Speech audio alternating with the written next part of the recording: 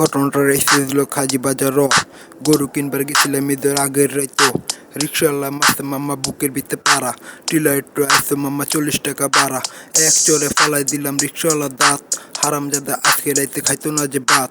হাড্ডি টিকা পাড়া মারলাম গুবো যুবো কাদা কুদা লাগি গেল কাপড় চুপর সে রাত্রি পিছলা খাইলাম বাদব না যাইয়া, বুঝলাম আজকে আমি ফান্দে পড়ছি বাজারে ঢুকিয়া।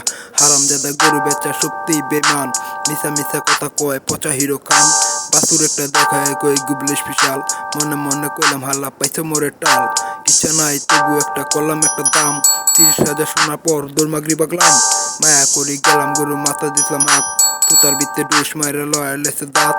আর গরু পাড়া মাইরা ফুলা লেছে পাও, আঙ্গুল ফুলা কলা গাছ ডাক্তার লয়া যাও মারে ডাক্তার লয়া যাও।